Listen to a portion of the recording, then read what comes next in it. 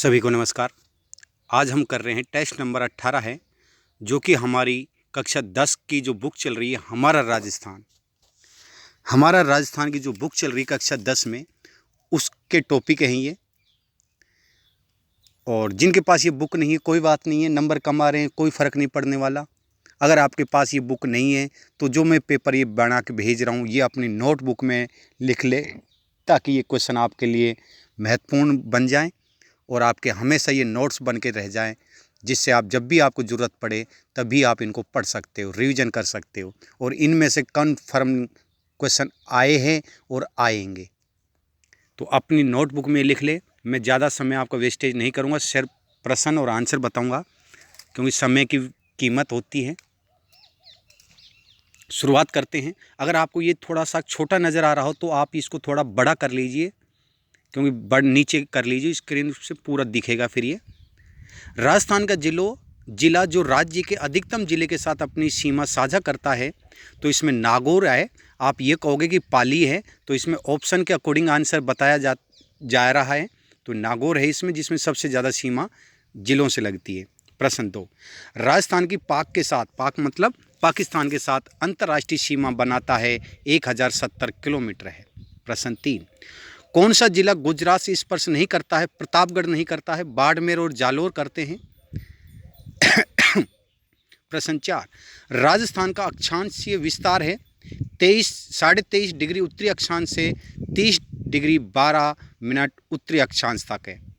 प्रश्न 5, राजस्थान का पश्चिम से पूर्वी देशांतर विस्तार है 69.5 पूर्वी देशांतर से 78 डिग्री 17 मिनट पूर्वी देशांतर है इसका विस्तार।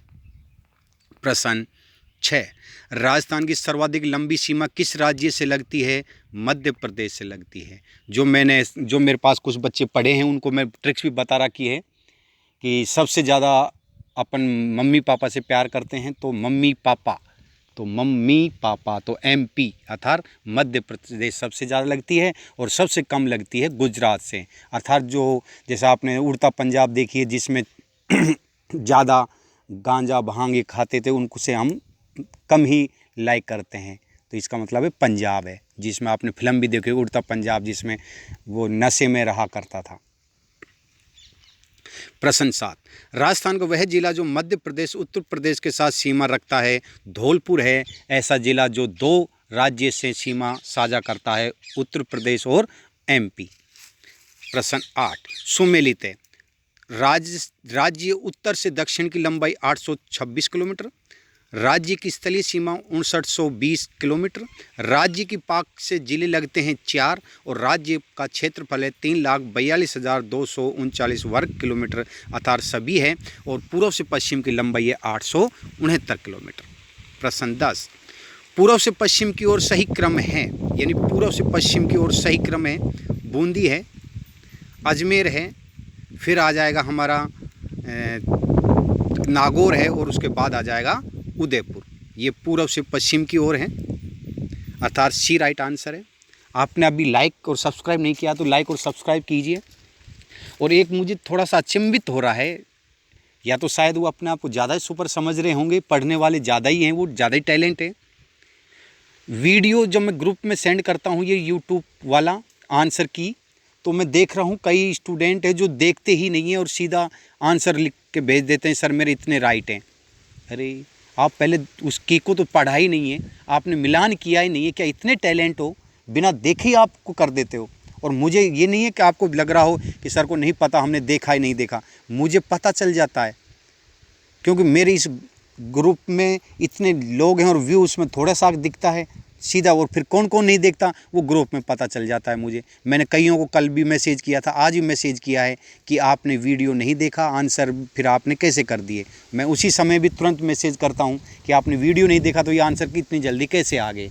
तो ये आप अपना आप में ज़्यादा दिमाग मत लगाइए, थोड़ा ध्यान से करें, जल्दबाजी न करें, क्योंकि जल्दबाजी में हमेशा शैतानों का काम होता है। आराम से काम कीजिए। प्रश्न नंबर 4, सुमेलित नहीं है। क्षेत्रफल में सबसे बड़ा जैसलमेर है, क्षेत्रफल में सबसे छोटा धौलपुर है, जनसंख्या में सबसे बड़ा कोटा है। ये गलत है, जनसंख्या में सबसे बड़ा कोटा नहीं है, जयपुर है।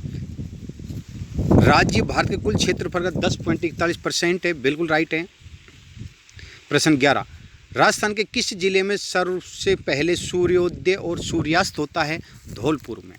प्रश्न 12, मत्स्य जनपद की राजधानी विराटनगर, जिसको हम बैराट के नाम से जानते हैं। 13, जांगल प्रदेश की राजधानी अहिछत्रपुर। 14, मालवों की दिग्विजय का पूरा युग अभिलेख कहाँ लगा हुआ है?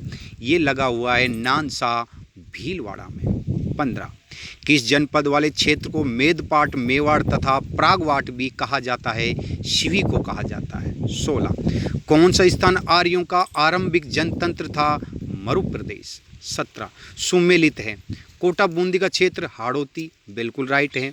अलवर भरतपुर का क्षेत्र मेवात, ये भी राइट है। डूंगरपुर बांसवाड़ा का क्षेत्र वागड़ है, बिल्कुल राइट है। टोंक प्रतापगढ़ झालावाड़ का क्षेत्र मालव कहलाता है, ये भी राइट है, अर्थात सभी राइट है। प्रश्न 18, सूरसेन की राजधानी मथुरा। 19, शेखावाटी क्षेत्र में जिला शामिल नहीं है, नागौर नहीं है। 20, वंश भास्कर के लेखक है सूर्यमल मिश्र। 21, प्रतिहारों के इतिहास की जानकारियों का साधन है घटियाला अभिलेख। 22, श्यामल दास की रचना है वीर विनोद, सुमेलित है। पश्चिम भारत की यात्रा जेम्स टोड, हमीर महाकाव्य नैनचंद्र सूरी, पृथ्वीराज रासो चंद्रबरदाई, मारवाड़ राज्य का इतिहास नरपत, ये गलत है, विश्वेश्वरनाथ रेव ने की थी। मारवाड़ राज्य का इतिहास की रचना किसने की थी? विश्वेश्वरनाथ रेव ने। प्रश्न 24, ताम्रयुगीन सभ्यता में सबसे प्रमुख सभ्यता है आहाड़। 25, कालीबंगा का शाब्दिक अर्थ है काली चूड़ियाँ। 26, किस स्थल को धूलकोट कहा जाता है? कालीबंगा को। 27, बैराठ में पहली बार उत्खनन किया गया था दयाराम साहनी द्वारा। 28, आहड़ संस्कृति के अवशेष मिले हैं उदयपुर में। हल से जुते हुए खेतों के साक्ष्य मिले हैं कालीबंगा में। 30, किसने 1950-51 में कालीबंगा की पहचान की थी? ए घोष ने। 31, अशोक का भाब्रू शिलालेख मिला है बैराठ में। प्रश्न 32, आरंभिक युग था प्रस्तर युग। 33, मानव ने सर्वप्रथम कौन सी धातु का प्रयोग या उपयोग आरंभ किया था? तांबे का। 34, बना हुआ वस्त्र किस स्थान से प्राप्त हुआ था? बालाथल से। 35, नाचता हुआ पक्षी के अवशेष प्राप्त हुए हैं बैराठ नगर से। कौन सी संस्कृति पूरी राजस्थान एवं गंगा घाटी के क्षेत्र में पल्लवित हुई? गणेश्वर सभ्यता। 37, किस स्थल से मिश्रित अर्थव्यवस्था के साक्ष्य मिले हैं? बालाथल में। अभी भी आपने लाइक नहीं किया है, इसको लाइक कीजिए, और जो कैंडिडेट नए जुड़े हैं वो भी सब्सक्राइब कर लें। इसके बाद हमारा टेस्ट होगा 8 तारीख को, और उसके बाद होगा 11 तारीख को, और 11 के बाद 11 तारीख से ही मैं शुरू कर रहा हूँ सेकंड सब्जेक्ट। जो आपका सब्जेक्ट है वो शुरू कर रहा हूँ मैं, और उसके लिए मैं अलग अलग ग्रुप बना दिया है सब्जेक्ट वाइज। जो जिस सब्जेक्ट का है उसने मैसेज मेरे पास कर दिया है, और नहीं भी किया है तो वो कर देना, ताकि मैं उस ग्रुप में आपको ऐड कर दूं। अब सब्जेक्ट के अकॉर्डिंग टेस्ट होगा बाद में। जीके का तो चलता ही रहेगा सबका सामान्य, बल्कि सब्जेक्ट भी शुरू होगा अन्य में, तो ध्यान रखें। और मैंने आपको बार बार कहूँ, ये भी अच्छा नहीं लगता कि आप लाइक सब्सक्राइब करिए या लोगों को शेयर कीजिए, वो तो आपका फ़र्ज़ है भाई, करें या ना करें। क्योंकि आप 10 भी लाइक करोगे तो भी मुझे कोई प्रॉब्लम नहीं है, 1000 लाइक करोगे तो भी मुझे कोई प्रॉब्लम नहीं है। बस फ़र्क इतना है, थोड़ा मोटिवेट हो ज़रूर होता है। अब आप लाइक सब्सक्राइब नहीं कर रहे हो तो इसका मतलब है शायद कुछ कमियां मेरे अंदर रह गई है। हो सकता है मैं आपको वो सुविधा नहीं दे रहा हूँ, बिल्कुल सही है, मैं वो सुविधा नहीं दे रहा हूँ जो और लोग दे रहे हैं। मैं तो फ्री ऑफ कॉस्ट करवा रहा हूँ लगभगों को। बाकी मेरी फ़ीस भी लगा रखी है मैंने, वो उन लोगों के लिए है जो अंगुली उठाते हैं कि फ्री में सर क्यों हेल्प कर रहे हैं इतनी, इसलिए मैंने फ़ीस अलाउ कर दी है, नहीं तो फ्री ही चल रहा था मेरा। और मैं तो केवल सिंपल है टॉपिक बताता हूँ, मोबाइल में रिकॉर्ड करके यूट्यूब पे डालता हूँ, कोई मेरा विशेष ऐसा नहीं है। लेकिन धीरे धीरे समय के अकॉर्डिंग वो भी चेंज हो जाएगा। जैसे अभी कुछ दिन पहले ही मैंने शुरुआत किया, धीरे धीरे अब और कुछ बदलाव आ रहा है, तो धीरे धीरे मैं हो सकता है सारी सुविधाएँ कर दूँगा, और हो सकता है मैं गर्मियों में ही कर दूँ। अब सुविधा नई नई देने वाला हूँ अभी आपको, तो लाइक और सब्सक्राइब ज़रूर कर दें आप। अगला क्वेश्चन है, बालाथल सभ्यता स्थल के संदर्भ में कौन सा कथन असत्य है? यह उदयपुर जिले की वल्लभ तहसील में है, बिल्कुल राइट है। यह सभ्यता ताम्र पाषाणकालीन आहड़ सभ्यता संबंधित है, बिल्कुल राइट है। यह कृषि पशुपालन शिकार तीनों जीविका के साधन थे, बिल्कुल राइट है। यह तांबा गलाने की भट्टियों के चिन्ह भी मिले हैं, ये गलत है। 39, किस स्थल से संयुक्त परिवार या सामूहिक भोजन विधि के साक्ष्य मिले हैं? आहड़ से मिले हैं।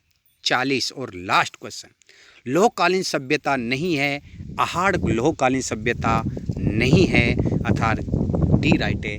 40 क्वेश्चन हो गए। अब 40 में से आपके कितने राइट हैं आप ज़रूर बताएं और अपना नाम ज़रूर बताएं। आप ग्रुप में नाम नहीं डाल रहे हो, सीधा लिख देते हो सर मेरे इतने राइट हैं, तो आप अपना नाम भी लिखें, क्योंकि कई अपना मैं जैसे शॉर्टकट में नेम सेव कर रखा है, वैसे मुझे पता लग जाता है कौन टेस्ट दे रहा है कौन नहीं दे रहा है। कईयों को मैं एक्सक्यूज़ कर देता हूँ क्योंकि उनकी फ़ीस जमा है, तो मैं उनको ग्रुप से बाहर नहीं निकाल सकता हूँ। पढ़े तो पढ़े, नहीं तो मत पढ़े, भाड़ में जाए। लेकिन मेरा जो फर्स्ट ग्रुप है उसमें से मैं तुरंत ही बाहर निकालता हूँ, चाहे उसने फ़ीस जमा की है या नहीं की है, टेस्ट नहीं दिया तो मैं तुरंत ग्रुप से बाहर निकालता हूँ। तो ध्यान रखें, सभी टाइम पे टेस्ट दें और नेक्स्ट टॉपिक की आप तैयारी करें। सभी को धन्यवाद।